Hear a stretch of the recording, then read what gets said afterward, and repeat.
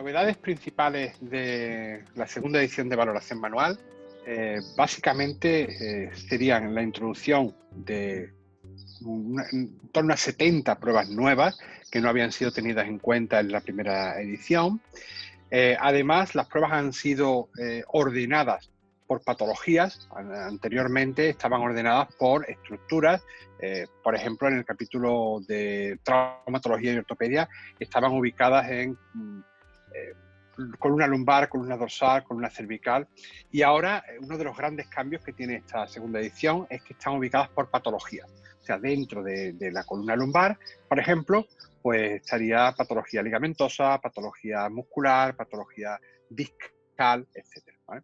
Además, se ha introducido todos los datos de ciencia, digamos, todos los datos estadísticos que se han encontrado de todas las pruebas. Así que de esta forma encontraremos muchísimas pruebas con datos como la sensibilidad, la fiabilidad, la especificidad, índice de capa, etc. Especificidad para aquella persona que no esté muy relacionada con el mundo de la ciencia. Y básicamente en esto se resumen los cambios de la segunda edición, es decir, introducción de un capítulo nuevo, el orden a partir de ahora va a ser por patologías y la introducción de todas las pruebas que hemos encontrado en la revisión de estos parámetros estadísticos.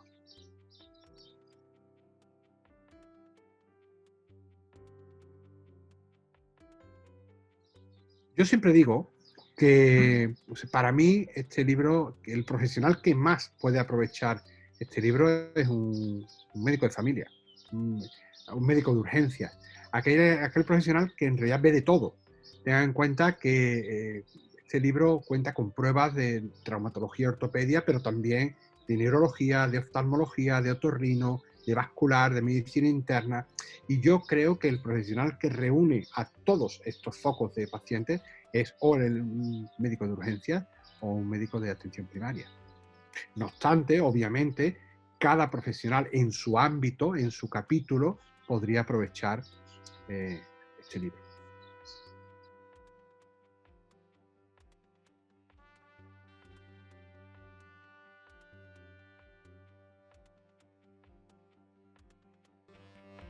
Para nosotros en la clínica real, más allá de lo que es la publicación de la obra, consideramos que lo más importante es el trabajo en equipo, el trabajo multidisciplinar.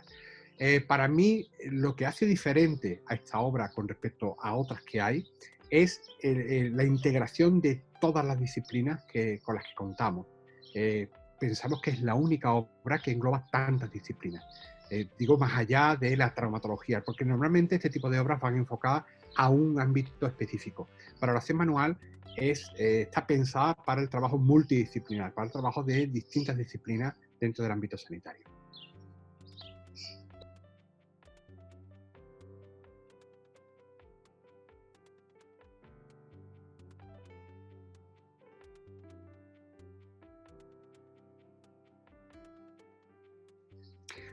Bueno, no le quepa duda que la parte más importante en el manejo de un paciente es el diagnóstico. O sea, realmente poner el foco en el tratamiento, bueno, el tratamiento está bien, es necesario, por supuesto, pero no podemos tratar algo que no conocemos, ¿eh? Por tanto, el diagnóstico en general y las pruebas manuales en particular van a darnos esa posibilidad de hacer un diagnóstico mucho más preciso. Además, las pruebas manuales nos dan paso a otro tipo de pruebas que se llaman complementarias, ¿no? Como por ejemplo una IRM, una resonancia, una radiología, incluso una analítica. Muchas veces vienen precedidas de una valoración manual, es decir, el profesional sanitario realiza unas maniobras que le hacen sospechar que el paciente podría tener un problema y que necesita de esas pruebas complementarias, ¿no? Por ejemplo, en urgencias, ¿no? Un cólico nefrítico, un cólico hepático, un biliar. Tiene pruebas muy específicas que además tienen un valor predictivo positivo bastante interesante, bastante alto, que me hacen la necesidad de prescribir esa prueba, como sería una analítica, por ejemplo, como sería una radiografía, para confirmar el diagnóstico. Por tanto, fíjese de lo que estamos hablando. Estamos hablando que en muchas ocasiones el ejecutar bien el manejo correcto de estas pruebas manuales va a producir un ahorro importante en el sistema sanitario, porque hace que podamos hacer un diagnóstico sin necesidad de realizar pruebas. O bien, contar con esas pruebas como lo son de confirmación, es decir, son pruebas complementarias, no pruebas diagnósticas. Así que es fundamental el trabajo diagnóstico en cualquier profesión sanitaria.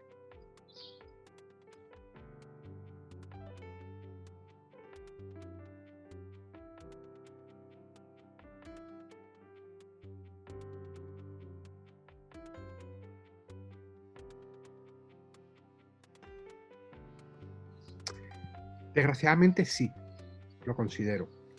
Y muchas veces no por competencia profesional, no por los propios profesionales, sino por el propio sistema, que te hace, mire usted, el diagnóstico requiere tiempo. Y muchas veces la sobrecarga del sistema sanitario hace que no dispongamos de ese tiempo. Pienso que deberíamos ir cambiando poco a poco las cosas hacia una valoración más manual del paciente y no tan instrumental. A veces nos vemos obligados a tocar al paciente muy poco. Creo que eso debe cambiar.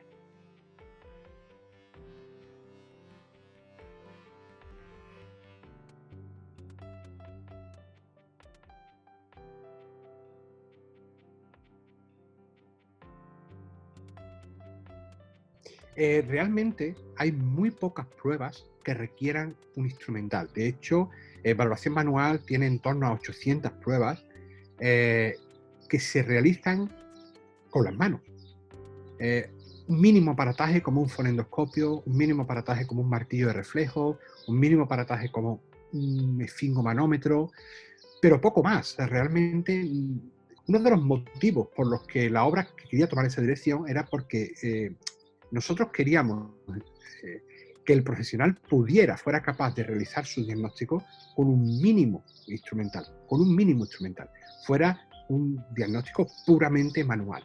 Así que realmente lo que necesitamos es tiempo. O sea, realmente necesitamos tomar tiempo con un paciente, porque además, atendiendo a motivos puramente docentes, puramente didácticos, las pruebas se han separado, es decir, las vemos de forma aislada, ¿no? Y muchas veces, yo cuando estaba escribiendo el libro, yo decía a lo mejor, pruebas de la moneda, ¿no? Cuando percutes con una moneda sobre otra en el pulmón, si suena timpánico, eso significa que tiene un derrame pleural. Espera. Porque no podemos sacar de contexto esa prueba, ¿no? Hay que contextualizar. Entonces necesitamos una anamnesis, un interrogatorio, una inspección, una palpación y ubicar esa prueba dentro de un proceso diagnóstico. Un proceso diagnóstico que requiere tiempo. Y realmente lo que pretendemos con valoración manual, más allá de describir las pruebas y explicar el soporte científico que tienen después de intensas búsquedas bibliográficas, es crear una cultura de un procedimiento, ¿no? Crear la cultura de la importancia de un proceso diagnóstico dentro del proceso terapéutico del paciente. Y claro, obviamente eso requiere tiempo, pero no instrumental, no recursos económicos, sino tiempo.